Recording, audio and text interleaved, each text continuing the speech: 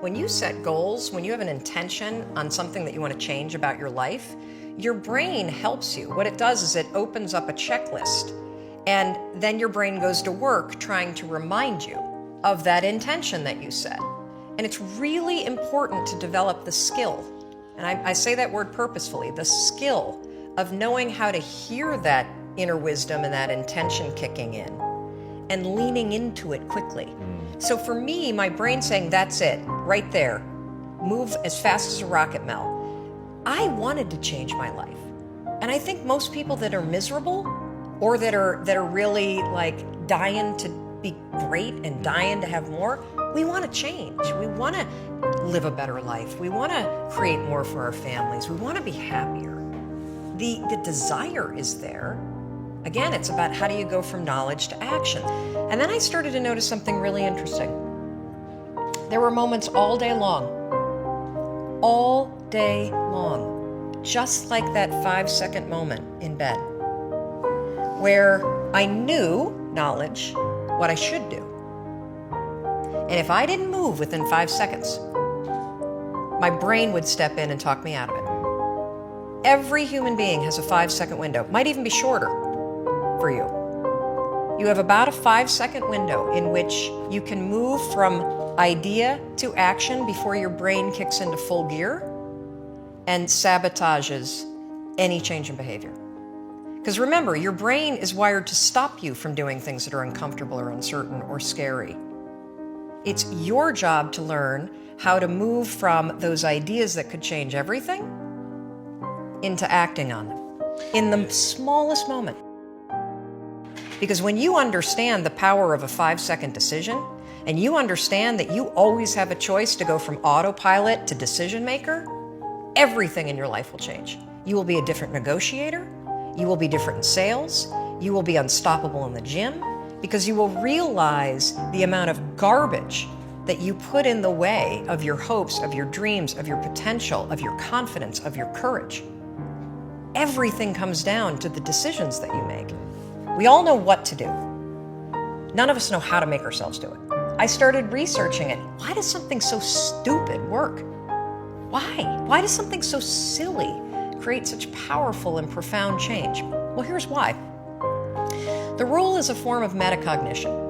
Metacognition is a fancy pants term that means something real simple. You can outsmart your own brain in furtherance of goals.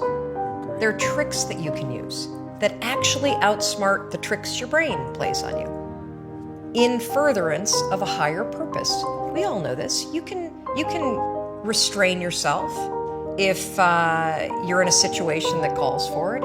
You can jump into a raging river to save your dog or your kid.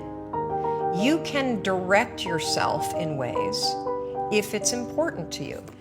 And so the rule, what it does is it does something really remarkable.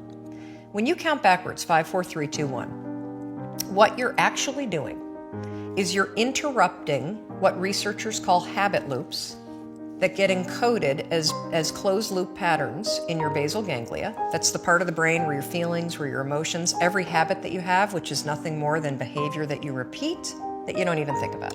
And so when you go 5, 4, 3, 2, 1, it interrupts what's going on here that's spinning without you thinking, and it moves and awakens your prefrontal cortex.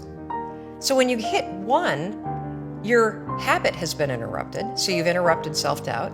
You've interrupted maybe snapping at your kids. You've interrupted the desire to grab for a drink. You've interrupted procrastination. You've also, by counting backwards, done an action. It's awakened your prefrontal cortex. That is the part of the brain that you need that's awake when you're changing behavior, when you're learning new things. When you hit 1, it's also a prompt. So in the language of research, you'll hear people talk about starting rituals.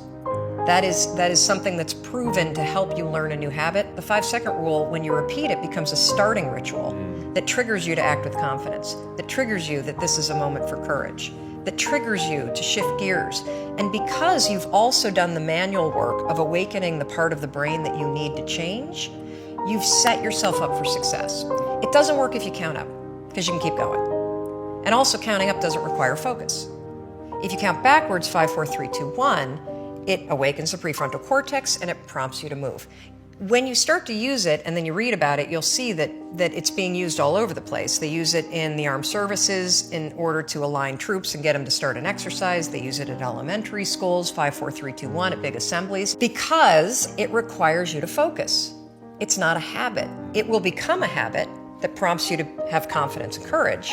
But in the beginning, it interrupts patterns of behavior that you do on autopilot. It helps you assert control, and it teaches you how to become the kind of person that moves from thinking about something to actually doing it. What's incredible is in 5 seconds flat, self-doubt can take over and rob you of your power, and rob you of joy, and rob you of your potential. Or, in 5 seconds flat, you can actually use one stupid little trick to push yourself to grab it. T-minus 5, 4, 3, 2, 1. Booster ignition and liftoff of Discovery, hoisting harmony to the heavens and opening new gateways for international science. Discovery has cleared the tower. Houston now controlling. Program. Roger, roll, Discovery.